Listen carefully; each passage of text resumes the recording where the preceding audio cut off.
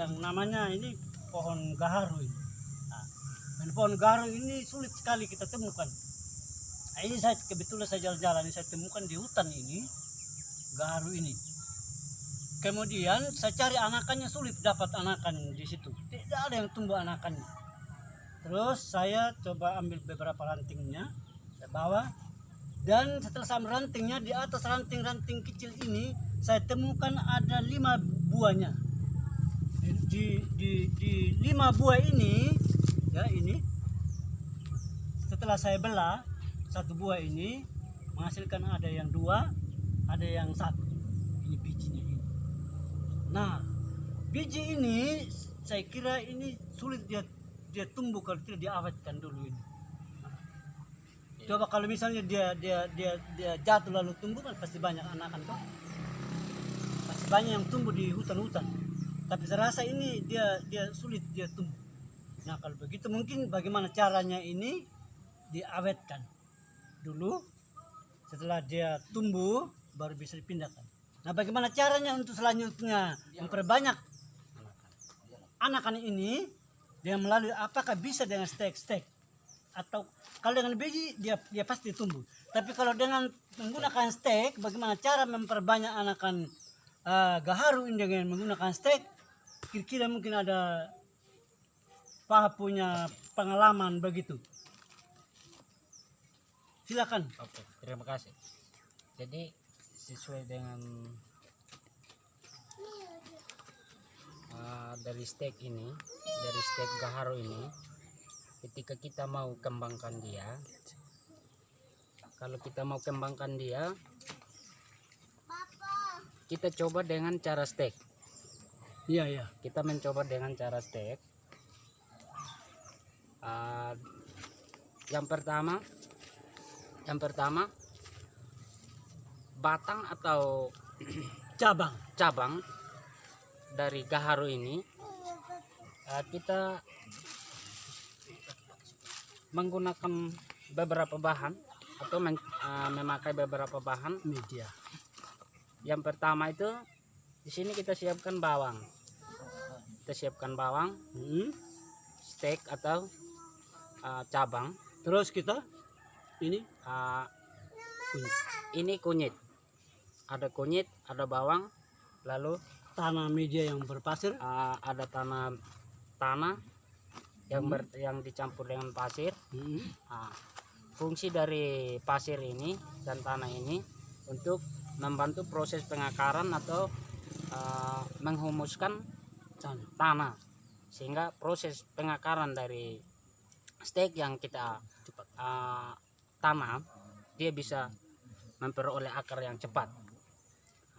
Selanjutnya kita akan mempraktekkan cara menggunakan bahan pada media ini, pada akar gaharu ini. Yang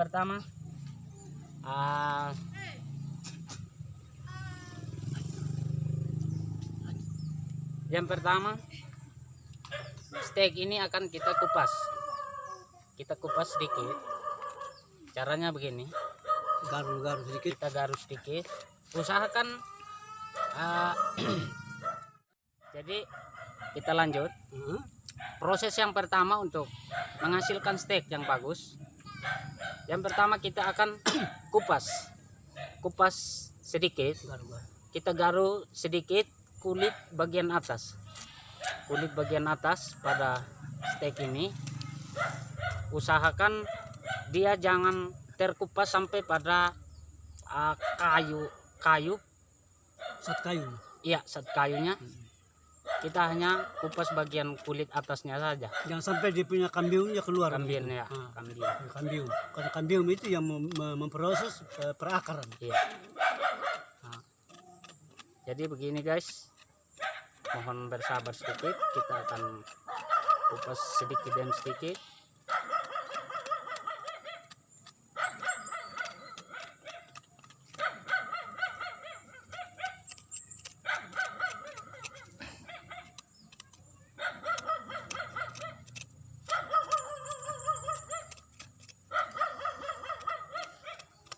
Semoga ini dia bermanfaat ya. Selanjutnya bahan yang kedua itu adalah bawang. Bawang ini kita akan belah. Kita belah pertama. Selanjutnya kita akan gosok pada kulit pada steak ini. Kita akan gosok seperti ini. Gosok-gosok.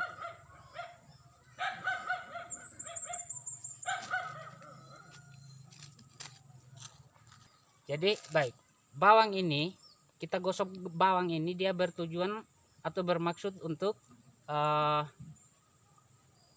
mematikan bakteri yang ada pada steak ini setelah ditanam. Jadi untuk mematikan bakteri pembusuk,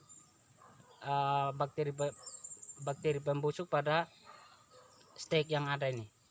Makanya kita harus menggunakan salah satu bahan, yaitu bawang merah.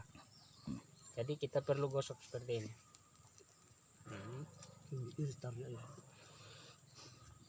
Kemudian itu kita akan iris lagi bawang ini. Kita taruh pada direndam di dalam air. Direndam seperti ini.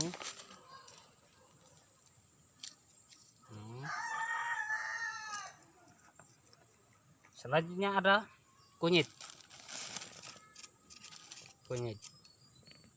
Dia sembuh akhirnya dia tumbuh akar. Itu maksudnya, sehingga menggunakan media air, bawang dengan kunyit. Oke. Saya kira itu dia punya manfaatnya, mengapa menggunakan kunyit dengan bawang. Setelah itu steak ini kita tanam ke dalam polybag ini. Kita akan tutup dengan kantung. Usahakan kantung yang kita gunakan itu tidak boleh lubang atau robek, sehingga ditutup seperti ini. Jadi tujuan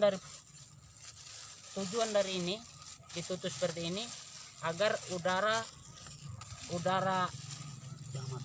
dari luar tidak bisa masuk ke dalam polybag yang kita bungkus seperti ini. Jadi dibungkus seperti ini, dibungkus rapi seperti ini, supaya jangan ada udara luar yang masuk ke dalam polybag ini. Setelah itu kita ikat rapi, kita ikat dia, diikat, oke, diikat seperti ini, lalu disimpan ke tempat yang kering, di bawah naungan yang kering. Yang plastik ini supaya udara itu jangan masuk, cahaya jangan masuk. Ditutup, udara tinggal di dalam, sehingga memproses kan daun itu kan ada daun tadi. Daun itu dia memproses, dia berfotosintesis. Jadi katakanlah kalau di dalam tempat tertutup itu udara ya tinggal di dalam, ya katakanlah dia berkeringat lah, begitu berkeringat lah itu daun-daun, nanti dia berfotosintesis, kurang lebih 2 minggu kemudian dapat kita periksa, kita buka. Nah kalau tunasnya sudah tumbuh berarti dia jadi, kita buka sudah, lalu kita amankan sudah, tinggal kita menyirami dia sehingga dia menghasilkan. Oke guys, terima kasih tutorial ini, semoga bermanfaat. Jangan lupa like, subscribe, komen, dan Share. Oke, demikian guys. Ini tutorial, semoga bermanfaat, dan lagi-lagi demikian tutorial.